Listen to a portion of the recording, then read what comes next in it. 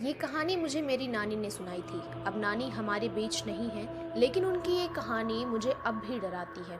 उन्होंने बताया था कि ये कहानी नहीं बल्कि एक रियल बेस्ड स्टोरी है। तो चलिए अब अपनी कहानी हम शुरू करते हैं। ये कहानी है 4 भाई और एक बहन की, जिसमें से बहन सबसे छोटी होती है।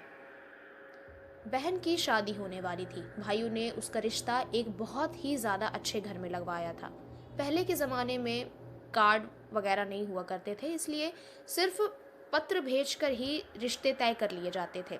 लड़की ने ना लड़के को देखा था, ना लड़के ने कभी भी लड़की को देखा था, लेकिन सारी बातें पहले ही हो चुकी थी। अब एक दिन वो जो बहन थी उसने अपने भाइयों के लिए खाना बनाया। खाना बनाते बनाते उसका हाथ कट गया था और हाथ कटने की वजह से खून उस खाने में गिर गया था। बहन खाना फेंक नहीं पाई क्योंकि भाइयों को जल्दी खाना खाकर कहीं जाना था। ऐसे में बहन ने वही खाना उन्हें परोस दिया।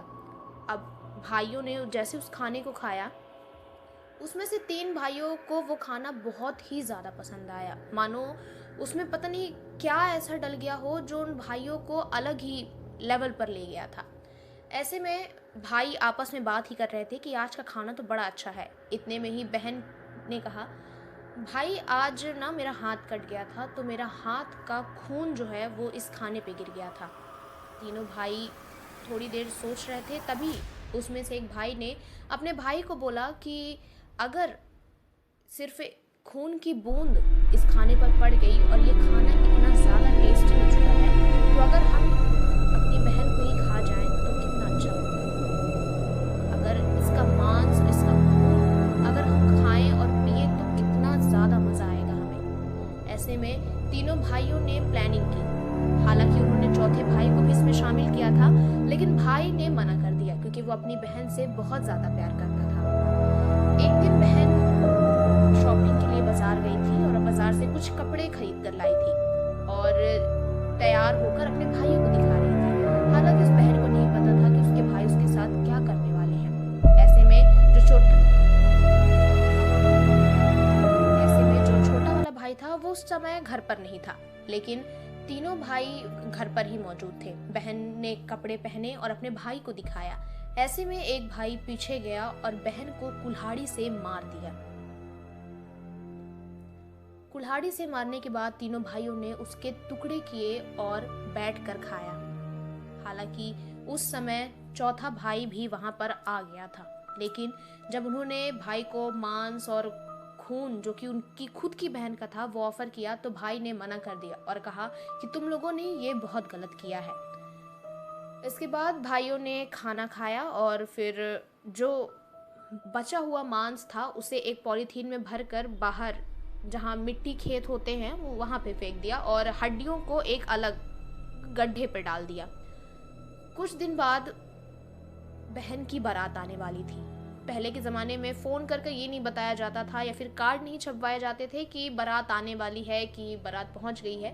उन्होंने ये सारी प्लानिंग पहले ही कर ली थी कि इस दिन बारात आने वाली थी लड़की की, और बारात की कुछ दिन पहले ही भाइयों ने अपनी बहन का कत्ल कर दिया था और उसके मांस को बुरी तरह खा लिया था। ऐसे में बारात आने वाली थी, लेकिन बारात आने के कुछ घंटे पहले ही जो मांस का टुकड़ा था और जो हड्डियां थी उनके साथ एक बहुत ही अजीब चीज हुई। जो मांस का टुकड़ा था वो एक सुंदर से फूल में बदल गया और जो हड्डियां थी वो एक कुत्ते में बदल गई। जैसे ही बारात घर के पास पहुंची तो बारात में जो बाकी लोग आए थे वो सोचते ही रह गए कि आखिर घर पे शादी है और शादी जैसा कोई माहौल ही नहीं है। हालांकि बारात घर से थोड़ी दूर थी, लेकिन ना कोई रोशनी थी घर में, और पुराने घरों में ऐसा नहीं होता था कि डीजे लगा हो या फिर पहले से ही गाना बजाना चल रहा हो। नॉर्मल ही शादियां हुआ करती थी। तो जैसे ही बारात पहुंचने वाली थी तो वहाँ पे लोगों ने देखा कि वो जो फूल है वो बहुत ही ज़्यादा सुंदर था। तो बारात से कुछ लोग उतरे और उस फूल को तोड़ना चाहा। वहीं पे जो हड्डियां थीं वो कुत्ते में बदल चुकी थी। ऐसे में जैसे ही बारात के एक बाराती ने उस फूल को तोड़ना चाहा तो वो फूल पीछे हो गया और तभी वो फूल जो पूछता है ये मेरे नानी ने मुझे बताया था, और जब भी मैं ये चीज़ सुनती थी मुझे इतना ज़्यादा डर लगता था कि मैं बता नहीं सकती। जैसे ही वो फूल तोड़ने के लिए बाराती हाथ आगे करता है तो वो फूल अपनी जगह से हिल जाता है, दूसरी जगह लग जाता है। ऐसे में जो बाराती था वो डर गया, और फूल जो होता है, फूल कहता है, भूलिन रे भूलिन, मोरा फूल लल्ला कौन तोड़ा थी रे। ये एक लैंग्वेज है जो उस गांव में यूज की जाती थी। इसका मतलब है कि जो कुतिया है उसका नाम भूलिन है। तो जो फूल है वो उससे पूछता है, कुत्ते से पूछता है कि भूलिन, ये फूल कौन तोड़ रहा है। तभी कुतिया जवाब देती है कि दीदी रे दीदी, तोरा फूल लल्ला तोर ससुरा तोड़ा थी रे। मतलब कि वो जो फीमेल डॉग है वो फूल से कहती है कि दीदी, तुम्हारा ये फूल तुम्हारे ससुर तोड़ रहे हैं, यानी कि तुम्हारे फादर इन लॉ। ऐसे में वो फूल पीछे हो गया और वो अपने ससुर से नहीं टूटा। उसके बाद बारात का एक और जो आदमी होता है वो उतर कर पूछता है कि क्या हो गया। तो ऐसे में वो बताता है कि बेटा, मैं ये फूल तोड़ रहा था लेकिन ये फूल अपनी जगह से हिल गया। तो जो आदमी उतरा था वो एक्चुअली जो लड़की की शादी होने वाली थी वो उसका देवर होता है। तो जैसे ही वो देवर जो था वो आगे आता है और फूल तोड़ने की कोशिश करता है तो वो फूल फिर से अपनी जगह से हिल जाता है और दूसरी जगह लग जाता है। जैसे ही वो हिलता है तो वो भी शॉक में चला जाता है कि आखिर ये कैसे हो सकता है। उसी वक्त वो फूल जो होता है वो दोबारा पूछता है उस फीमेल डॉग से कि भूलिन रे भूलिन, मोरा फूल अल्लाह कौन तोड़ा थी। ऐसे में जो फीमेल डॉग होती है वो जवाब देती है, दीदी रे दीदी, तोरा फूल अल्लाह तोर देवरा तोड़ा थी रे। इसका मतलब है कि दीदी, ये फूल तुम्हारा देवर तोड़ रहा है। इसके बाद वो जो देवर होता है वो दूल्हे को जाके बताता है कि इस जगह पर ऐसा कुछ हो रहा है और हमें आवाज़ें आ रही हैं कि जैसे फूल बात कर रहा हो और जो डॉग है वो भी बातें कर रहा है। ऐसे में जो दूल्हा होता है वो अपनी घोड़ी से उतरता है और वापस जाता है और उस फूल को तोड़ता है। और जैसे ही वो फूल तोड़ने की कोशिश करता है उसी टाइम पे जो फूल होता है वो दोबारा पूछता है उस डॉग से कि भूलिन रे भूलिन, मोरा फूल लल्ला कौन तोड़ा थी रे। उसी टाइम पे जो फीमेल डॉग होती है वो जवाब देती है कि दीदी रे दीदी, तोरा फूल अल्लाह तोर सैया तोड़ा थी रे। इसका मतलब है कि दीदी, ये फूल तुम्हारे सैया जी तोड़ रहे हैं, यानी तुम्हारे पति तोड़ रहे हैं। इतना सुनते ही वो फूल खुद ही जड़ से निकलकर उस आदमी के हाथ में आ गया। आदमी ने देखा और वो थोड़ा शॉक में चला गया कि आखिर ये क्या हुआ।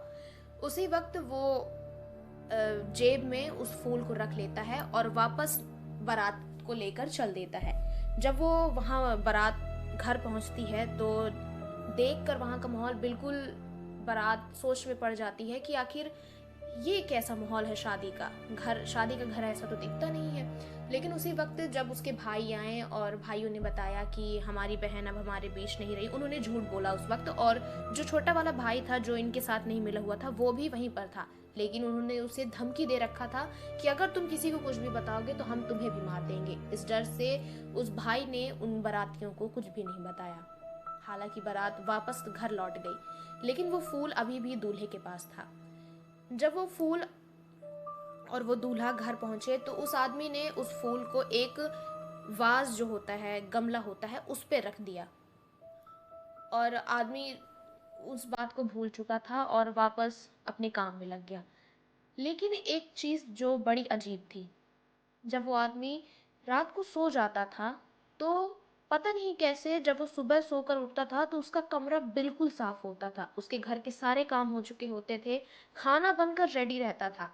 वो आदमी अकेले रहता था अपने घर पे, क्योंकि वो कुछ काम करता था तो वो कहीं और रहता था, ना कि अपने फैमिली के साथ रहता था।